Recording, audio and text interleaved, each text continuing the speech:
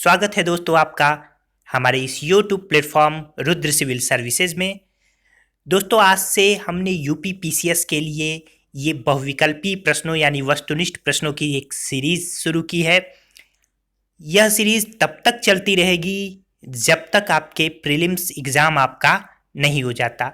तो अगले 50-60 दिनों तक मैं रोज़ एक वीडियो आप लोगों तक लेके आऊँगा जिसमें विभिन्न विषयों के विभिन्न टॉपिक्स पर चर्चा होगी। आज का टॉपिक है पंचायती राज। जी हाँ दोस्तों, जैसा कि आप जानते हैं, मैं पहले भूमिका बता दूं कि प्रत्येक वर्ष 24 अप्रैल को पंचायती राज दिवस मनाया जाता है। क्यों? क्योंकि 73वें संविधान संशोधन 1992, ध्यान रखिए दोस्तों यहाँ पे 73वें संविधान संशोधन विधेयक 1992 जो कि 24 अप्रैल 1993 में अधिनियम बना यानी कानून बना। यही कारण है कि प्रत्येक वर्ष 24 अप्रैल को पंचायती राज दिवस मनाया जाता है। यानी भारतीय संविधान में 73वें संविधान संशोधन 1993 के अधिनियम के तहत पंचायती राज संस्थाओं का उल्लेख संवैधानिक रूप से किया गया है। ठीक है दोस्तों, आइए आज का पहला प्रश्न देखते हैं। बलवंत राय मेहता समिति ने निम्नलिखित में से किस पंचायती राज ढांचे की सिफारिश की थी? पहला ऑप्शन है केवल ग्राम स्तर पर ग्राम पंचायत तथा खंड स्तर पर पंचायत समिति। दूसरा ऑप्शन है केवल खंड स्तर पर पंचायत समिति तथा जिला स्तर पर जिला समिति जिला परिषद। तीसरा ऑप्शन है गांव स्तर पर ग्राम पंचायत, खंड स्तर पर पंचायत समिति तथा जिला स्तर पर जिला परिषद। और चौथा ऑप्शन है केवल ग्राम स्तर पर ग्राम पंचायत और जिला स्तर पर जिला परिषद। दोस्तों इतनी देर में आपने प्रश्न भी पढ़ लिया होगा, सही उत्तर भी आपको मिला होगा। तो इसका सही उत्तर है सी, यानी बलवंत राय मेहता ने लोकतांत्रिक विकेंद्रीकरण के तहत सिफारिश की थी ग्राम स्तर पर ग्राम पंचायत, खंड स्तर पर पंचायत समिति और जिला स्तर पर जिला परिषद समिति की, यानी त्रिस्तरीय पंचायती राज समिति की सिफारिश किसने की थी? बलवंत राय मेहता समिति ने। आइए दूसरे क्वेश्चन को देख लेते हैं। निम्नलिखित में कौन सी पंचायती राज पर अशोक मेहता समिति की अनुशंसा नहीं है? पहला है पंचायती राज मामलों में राजनीतिक दलों की खुली भागीदारी। दूसरा है त्रिस्तरीय व्यवस्था का निर्माण। तीसरा है अनुसूचित जाति और अनुसूचित जनजातियों के लिए स्थानों का आरक्षण। और चौथा है पंचायती राज संस्था को करारोपण की अनिवार्य शक्तियां। तो पीछे आपने देख लिया है कि त्रिस्तरीय व्यवस्था का निर्माण यानी इसकी संस्तुति बलवंत राय मेहता समिति ने की थी, जबकि अशोक मेहता समिति ने द्विस्तरीय पंचायती राज व्यवस्था की सिफारिश की थी। तो इसका सही उत्तर क्या हो जाएगा? बी।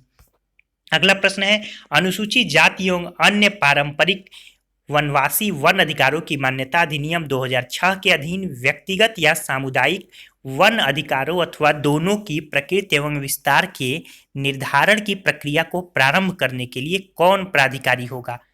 राज्य वन विभाग, जिला कलेक्टर या उपायुक्त, तहसीलदार या खंड विकास अधिकारी या मंडल राजस्व अधिकारी या ग्राम सभा? इसका सही उत्तर है ग्राम सभा। क्या सही उत्तर है? ग्राम सभा। ठीक है दोस्तों, चलिए आइए अगला देख लेते हैं। जिला योजना समिति में के संबंध में क्या सत्य है? जिला योजना समिति प्रत्येक राज्य में जिला स्तर पर गठित की जाएगी। जिला योजना समिति के 4/5 सदस्य जिला स्तर की पंचायत और नगर पालिकाओं के निर्वाचित सदस्यों द्वारा अपने में से चुने जाएंगे। जिला आयोग समिति का प्रमुख कार्य संपूर्ण जिले के विकास की योजनाएं तैयार करना है। और चौथा है उपरोक्त सभी। तो दोस्तों इसका सही उत्तर क्या होगा? जी हाँ दोस्तों, डी, यानी उपरोक्त सभी। अगला प्रश्न है बलवंत राय मेहता समिति के अनुसार जिलाधीश को जिला परिषद से अलग रखना चाहिए या जिला परिषद का मताधिकार न रखने वाला सदस्य होना चाहिए? सी, जिला परिषद का मतदान के अधिकार से युक्त सदस्य होना चाहिए। डी, जिला परिषद का अध्यक्ष होना चाहिए। क्या सही उत्तर है? जी हाँ दोस्तों, डी, यानी जिला परिषद का अध्यक्ष होना चाहिए। D for Delhi. नेक्स्ट है प्रत्येक पंचायत का कार्यकाल 5 वर्ष का होगा। आपके सामने ये 4 ऑप्शन है। आप थोड़ी देर चाहें तो इस वीडियो को रोक के चारों ऑप्शन पढ़ लें, उसके बाद मेरे द्वारा बताए गए सही उत्तर को सुने। तो इसका सही उत्तर है अपनी पहली बैठक की तिथि से ध्यान रखिए ए। नेक्स्ट पॉइंट अर्थात नेक्स्ट क्वेश्चन, इसका डिस्क्रिप्शन देख लेते हैं।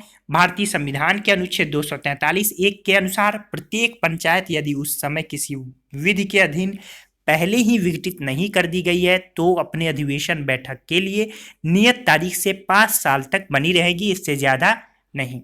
अगला क्वेश्चन है, स्थानीय ग्रामीण शासन के रूप में पंचायती राज प्रणाली सर्वप्रथम किन राज्यों ने अपनाई थी?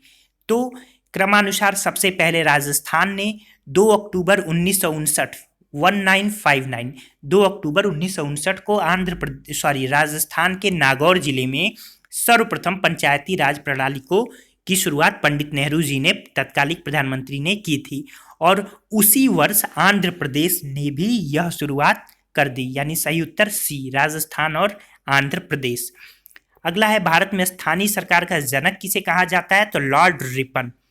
नेक्स्ट, पंचायती राज स्थानीय शासन को कौन से संशोधन के द्वारा भारतीय संविधान में शामिल किया गया? तो ये अगर ऐसा प्रश्न आए तो ध्यान रखिएगा, 73वां संविधान संशोधन मैंने शुरू में ही बताया, विधेयक यानी बिल 1992 में आया, लेकिन जो बिल कानून बनता है राज्यसभा लोकसभा से पारित होकर राष्ट्रपति के हस्ताक्षर के बाद उसे अधिनियम एक्ट यानी विधि नियम कहते हैं, तो ये कानून कहते हैं। तो ये कानून कब पारित हुआ? तो ये 73वां संविधान संशोधन 1993। अगला प्रश्न है दोस्तों, संविधान के किस अनुच्छेद के अंतर्गत पंचायतों में अनुसूचित जातियों एवं जनजातियों के लिए सीटें आरक्षित हैं? तो इसका सही उत्तर मैं आपको डिस्क्रिप्शन बता रहा, सही उत्तर है 243 घ। डिस्क्रिप्शन देख लीजिए। संविधान में 73वें संविधान संशोधन द्वारा अधिनियम द्वारा एक नया भाग जोड़ा गया, भाग 9, और एक नई अनुसूची 11वीं अनुसूची जोड़ी गई। इसमें कितने विषय हैं आप कमेंट के माध्यम द्वारा हमें जरूर बताइए। तथा अनुच्छेद 243 से 243 अ के अंतर्गत पंचायती राज व्यवस्था को संवैधानिक दर्जा प्रदान किया गया। अनुच्छेद 243 घ में यह प्रावधान किया गया है कि अनुसूचित जातियों और जनजातियों को उनकी जनसंख्या के अनुपात में आरक्षण मिलेगा। आइए आगे देख लेते हैं। भारत में आधारित लोकतंत्र निम्न में कौन सुनिश्चित करता है? चारों ऑप्शन आपके सामने हैं, सही उत्तर है पंचायती राज। अगला प्रश्न है, भारत में त्रिस्तरीय पंचायती राज प्रणाली का प्रस्ताव किसने दिया था? प्रारंभ में ही हमने इस पर डिस्कस किया, बलवंत राय मेहता समिति। अगला है, देखिए दोस्तों, प्रश्न को मैं जो बोल रहा हूँ उसको थोड़ी देर तक आप रोक लीजिए, प्रश्न को पढ़ लीजिए, उत्तर दे लीजिए, फिर मेरे उत्तर से मिलान कीजिए। प्रश्न है, अभिव्यक्ति ग्राम सभा सही रूप में निरूपित करती है? इसका सही उत्तर क्या होगा? पंचायत के लिए निर्वाचक मंडल को, यानी सी। इसका सही उत्तर होगा सी, पंचायत के लिए निर्वाचक मंडल को। अगला प्रश्न, इसका डिस्क्रिप्शन देख लीजिए। भारतीय संविधान के अनुच्छेद 243 क में ग्राम सभा का वर्णन किया गया है, जो 200 या उससे अधिक सदस्यों से मिलकर बनती है। यह एक ऐसा निकाय है जिसके तहत गांव की मतदाता सूची में पंजीकृत सभी मतदाता ग्राम सभा के सदस्य होते हैं। क्लियर है आप लोग? नेक्स्ट देख लेते हैं, भारत में पंचायती राज प्रणाली संविधान के किस अनुच्छेद के निर्देश के अंतर्गत शुरू की गई? तो ये है अनुच्छेद 40, यानी नीति निर्देशक तत्वों के अंतर्गत। इसका डिस्क्रिप्शन देख लीजिए। भारत में स्थानीय स्वशासन का जनक लॉर्ड रिपन को माना जाता है। भारत में पंचायती राज प्रणाली संविधान के नीति निर्देशक तत्वों के अंतर्गत दिए गए अनुच्छेद 40 के निर्देशों के अंतर्गत प्रारंभ की गई है। नेक्स्ट, एक अगला प्रश्न, एक कॉलेज का विद्यार्थी अपने नगर की नगर परिषद यानी म्युनिसिपल काउंसिल में चुने जाने का इच्छुक है। उसके नामांकन की वैधता अन्य शर्तों के साथ साथ इस महत्वपूर्ण शर्त पर निर्भर होगी कि? सही उत्तर, इस प्रश्न को आपने पढ़ लिया होगा, मैं सही उत्तर बता दे रहा हूं। सही उत्तर है उसका नाम मतदाता सूची में शामिल हो, यानी सी। डिस्क्रिप्शन देख लेते हैं कि भारत का संविधान किसी भी राजनीतिक सार्वजनिक पद पर चुनाव लड़ने के लिए किसी भी भारतीय नागरिक को अधिकार प्रदान करता है, लेकिन इसके लिए सर्वप्रथम उस नागरिक का नाम मतदाता सूची में शामिल होना चाहिए। अगला प्रश्न है, यदि पंचायत भंग होती है तो किस अवधि के अंदर निर्वाचन होंगे? जी हाँ दोस्तों, आपने सही जाना, इसका सही उत्तर है सी 6। डिस्क्रिप्शन देख लेते हैं। पंचायत का कार्यकाल 5 वर्ष का होता है, परंतु इस अवधि के समाप्त होने से पहले चुनाव करा लिए जाते हैं, परंतु पंचायतों के भंग होने की अवधि में स्थिति में 6 माह के अंदर निर्वाचन कराना आवश्यक है। अगला प्रश्न देख लीजिए, निम्नलिखित में भारत में पहला नगर निगम कहाँ स्थापित हुआ था? तो इसका सही उत्तर है मद्रास। डिस्क्रिप्शन देखिए, मद्रास नगर निगम भारत का सबसे पुराना नगर निगम है, जिसकी स्थापना 1688 में की गई। कलकत्ता नगर निगम की स्थापना 1876 में, बम्बई की 1888 में और दिल्ली की 1958 में। अगला प्रश्न है, संविधान यानी 73वें संशोधन अधिनियम 1992, जिसका लक्ष्य देश में पंचायती राज संस्थाओं को प्रोत्साहित करना है, निम्नलिखित में से किन चीजों की व्यवस्था करता है? पहला है जिला योजना समिति का गठन करने में, दूसरा है राज्य निर्वाचन आयोग द्वारा सभी पंचायतों का चुनाव कराने में, तीसरा है राज्य वित्त आयोग की स्थापना करने में। तो दोस्तों ये जिला योजना समिति इससे संबंधित नहीं है, तो इसका सही उत्तर क्या हो जाएगा? सी, यानी 1 और 2। ठीक है, जिला योजना समिति का जो संबंध है वो 74वें संविधान संशोधन यानी नगर पालिकाओं से है। अगला प्रश्न है, सरकार ने अनुसूचित क्षेत्रों में पंचायत विस्तार पेशा अधिनियम को 1996 में अधिनियमित किया, निम्नलिखित में कौन सा एक उसके उद्देश्य के रूप में अभिज्ञात नहीं है? ऑप्शन देख लीजिए, मैं आपको सही उत्तर बता रहा हूं, डी, यानी जनजातीय लोगों को शोषण से मुक्त करना। ये इसका सही उत्तर नहीं है, बाकी सभी सही है। अगला ये इसका डिस्क्रिप्शन है। नेक्स्ट है, भारत का संविधान 73वां संशोधन पंचायती राज संस्थाओं को संवैधानिक स्थिति प्रदान करता है। इस उपबंध की निम्नलिखित में कौन सी प्रमुख विशेषताएं हैं? पहला है सभी राज्यों में पंचायती राज की त्रिस्तरीय व्यवस्था, दूसरा है प्रत्येक 5 वर्ष में पंचायत चुनाव, तीसरा है महिलाओं के लिए स्थान आरक्षण 33% से कम नहीं, और चौथा है विकास योजनाओं को तैयार करने के लिए जिला योजना समिति का गठन। जी हाँ दोस्तों, अभी आपने देखा इसका सही उत्तर जो होगा चौथा गलत होगा, तो 1, 2 और 3 यानी ए। इसका डिस्क्रिप्शन भी आपके पिछले टॉपिक में ही मैंने दे दिया। अगला है, भारत में स्थानीय शासन के संदर्भ में निम्नलिखित कथनों पर विचार कीजिए। पहला है, भारत के संविधान के अनुच्छेद 40 में राज्य द्वारा ग्राम पंचायतों को गठित करने का और उन्हें स्वायत्त शासन की इकाइयों के रूप में कार्य करने के लिए आवश्यक है। दूसरा है, 73वें व 74वें संविधान संशोधनों ने संविधान में भाग 9 और भाग 9A को निविष्ट किया। तीसरा है, भारत के संविधान के भाग 9 एवं भाग 9A के उपबंध लगभग समांतर और अनुरूप है। और चौथा है, 73वां संविधान संशोधन जनसंख्या के आकार का ध्यान किए बिना सभी राज्यों पर लागू है। तो इसका सही उत्तर क्या होगा? जी हाँ दोस्तों, चौथा गलत हो जाएगा, 1, 2 और 3। इसका डिस्क्रिप्शन ये रहा, इसका स्क्रीनशॉट ले लीजिए, जो मैंने अभी कहा जो लिखा हुआ है बस वही है। अगला प्रश्न है कि पंचायती राज संस्थाओं में महिलाओं के लिए आरक्षित स्थानों के संदर्भ में विचार कीजिए। ए, इसका प्रावधान संविधान के अनुच्छेद 243 घ में किया गया है। दूसरा, यह आरक्षण अनुच्छेद 334 में विनिर्दिष्ट अवधि की समाप्ति पर प्रभावी नहीं होगा। सही उत्तर क्या है? केवल 1 है। डिस्क्रिप्शन देख लीजिए, 73वें संविधान संशोधन 1992 लिखा, आप 93 कर लीजिए। 93 के द्वारा पंचायतों को संवैधानिक दर्जा प्रदान किया गया। अनुच्छेद 243 घ 3, याद रखिए, पूछा जाता है कि पंचायती राज व्यवस्थाओं में महिलाओं को आरक्षण किस अनुच्छेद के तहत दिया गया है? तो अनुच्छेद 243 घ 3 के तहत दिया गया है। कम से कम 1/3 यानी 33% रिजर्वेशन दिया गया है, जिसमें अनुसूचित जाति जनजाति की स्त्रियों को भी शामिल किया गया है। ध्यान रखिए, ये आरक्षण अरुणाचल प्रदेश में लागू नहीं होता, क्योंकि वहाँ कोई भी SC/ST नहीं है। तो अरुणाचल प्रदेश ऐसा राज्य है जहाँ यह आरक्षण लागू नहीं होता। आगे देख लेते हैं अगला प्रश्न कि निम्नलिखित में कौन सा स्वायत्त शासी जिला और क्षेत्रीय परिषद की निधियों की लेखाओं की लेखा परीक्षक करवाएगा? तो ये कैग करवाते हैं, भारत का नियंत्रक एवं महालेखा परीक्षक। ए सही उत्तर है इसका। अगला प्रश्न, ये डिस्क्रिप्शन आपके सामने है कि जिला परिषद के लेखे का अंकेक्षण भारत के नियंत्रक एवं महालेखा परीक्षण अथवा उसके द्वारा प्राधिकृत प्राधिकारी के माध्यम से पूरा किया जाता है तथा अंकेक्षण पूरा होने के 1 महीने के भीतर जिला परिषद को अंकेक्षण टिप्पणी भेज दी जाती है। ठीक है, भारत के नियंत्रक एवं महालेखा परीक्षक अथवा उसके द्वारा प्राधिकृत वार्षिक रिपोर्ट राज्य के विधानमंडल के दोनों सदनों के समक्ष रखा जाता है। और ये दोनों सदनों के समक्ष रखता कौन है? तो ये राज्य में राज्यपाल रखते हैं। अगर केंद्र की बात होती कुछ इस तरह की रिपोर्ट पेश करने की, तो राष्ट्रपति रखते केंद्र में संसद के समक्ष।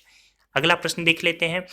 स्वायत्तशासी जिला और क्षेत्रीय परिषदों के अधिनियमों और संकल्पों के बातिलीकरण अथवा निलंबन की शक्ति किसे प्रदान है? तो जितने भी राज्य से संबंधित है तो सब राज्यपाल हैं। तो सही उत्तर क्या होगा? राज्यपाल।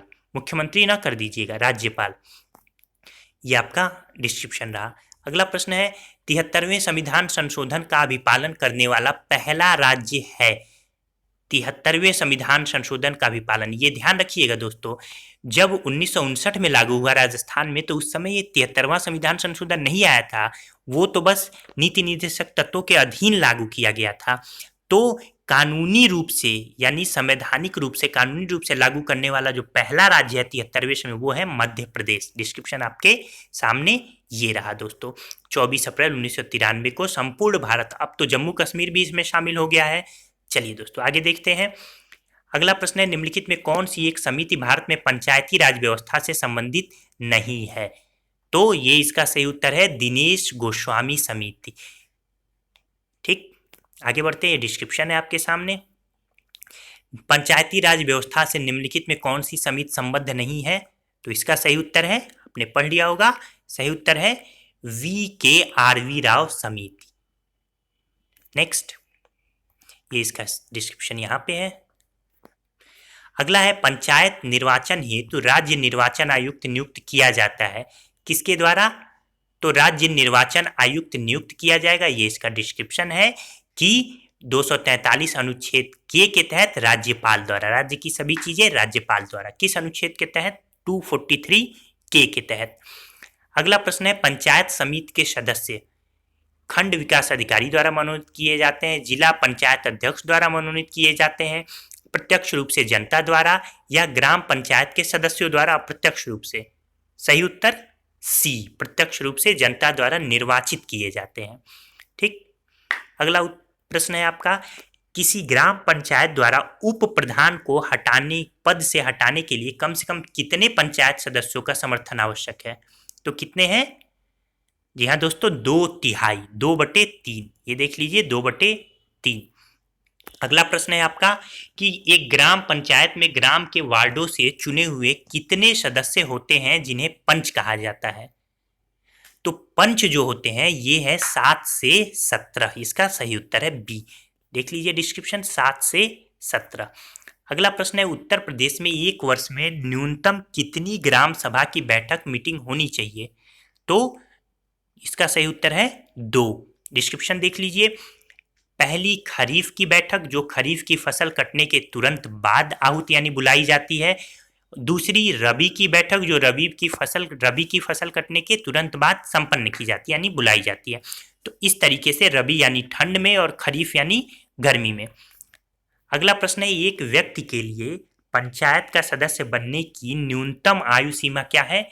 यह आसान प्रश्न भी है, 21 वर्ष। ठीक है, ये आप डिस्क्रिप्शन भी देख लीजिए, 21 वर्ष। अगला प्रश्न है, मनरेगा कार्यक्रम निम्नलिखित में से भारतीय संविधान के किस अनुच्छेद को लागू करने हेतु लाया गया?